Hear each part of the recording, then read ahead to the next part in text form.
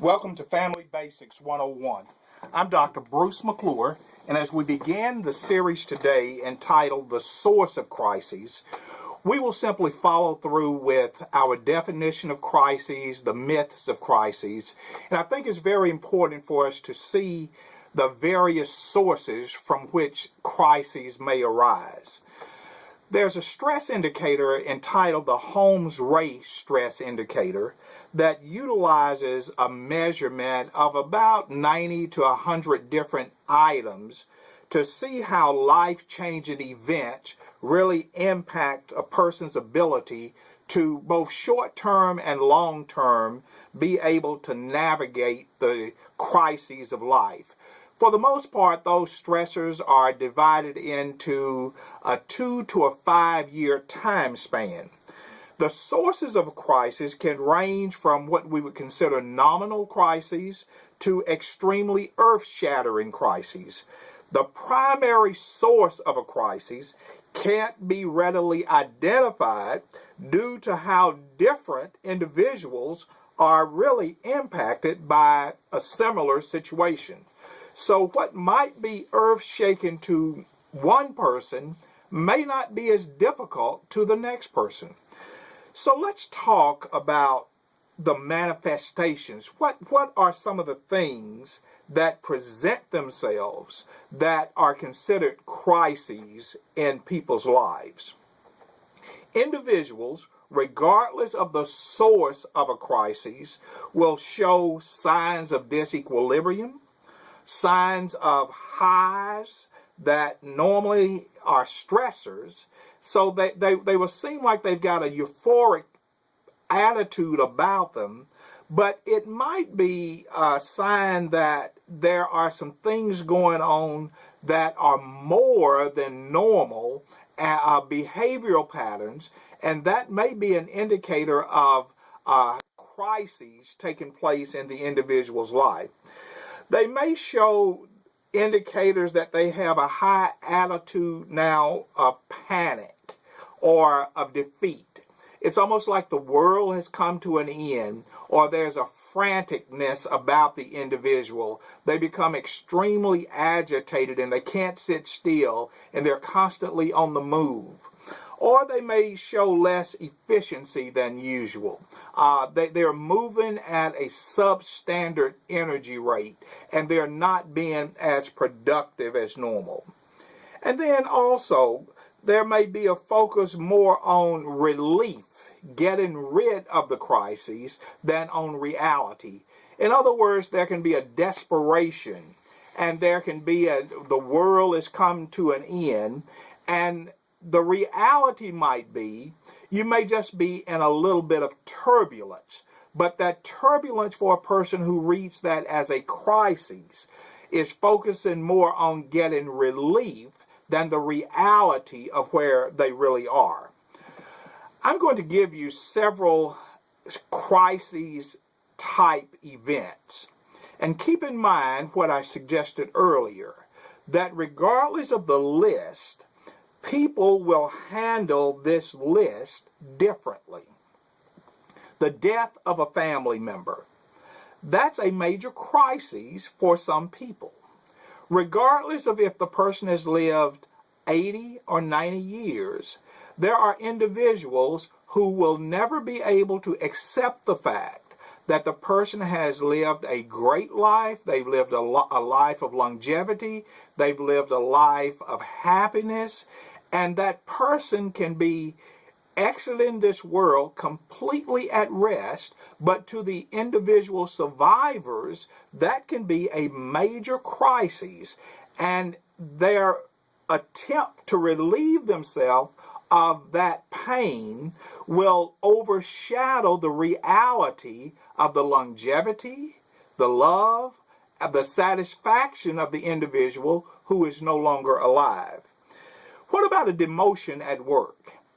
All of a sudden there's a cutback because of the economic conditions, and the person for some reason is given an opportunity to remain on at the company, but at a lower pay grade. To some people, that becomes a major crisis. While on the other hand, other individuals will see that as a blessing that at least they are still employed. What about even with children hearing noises in the night? And the adults will realize that it's really not really a crisis, but to that child who hears those noises in the night, it might be, in fact, a major crisis. What about if you live in the Midwest and the tornado season takes place? Every tornado warning bell that goes off will create the anxiety of a crisis. And if you've ever been in an active tornado, every tornado or every dark cloud that comes is going to be a reminder of the individual and sometimes put them in the mindset that the crisis is about to happen all over again with the same magnitude as before. Marital affairs will put people into a major crisis mode where there's an attempt to relieve the pain and not the reality that the world is not going to stop because of the crises, but because the individual is in the crisis, for whatever the reason, to that individual, the world, in fact, did stop. What about critical medical matters? An individual finds out that they have some major health issue, and no matter how the physicians tell them we handle these type matters every day, and the prognosis is good. In fact, we have a 90% cure rate. In the mind of the individual who is the recipient of that message, there is still in their mind that this is a major crisis that I've got to navigate. What about when a close friend moves away? That can be a major crisis, a separation anxiety created on the inside of an individual. Home fires, home break-ins, an earthquake, a flood, and involvement with the law, you get arrested, and this has never happened in your family before. The loss of a home, the complete termination of a job. All of these are potential crisis-inducing events. And depending on the person, the crisis, the source of the crisis, will be processed completely different. In the book of Job, chapter 1, verses 14 through 20, here's an upright man that loved the Lord, that his family had a love relationship with the Lord.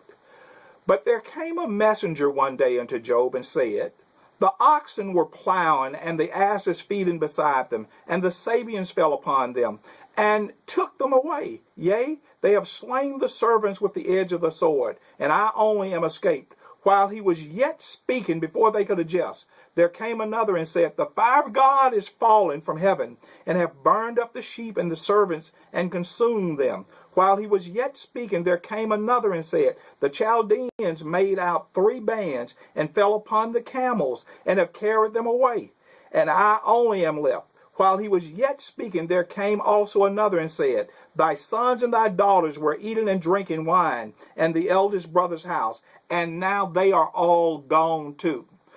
When too many crises come rapidly one after the other, it can really become overwhelming, and it can make the best of people throw up their hand and wonder, what in the world is going on?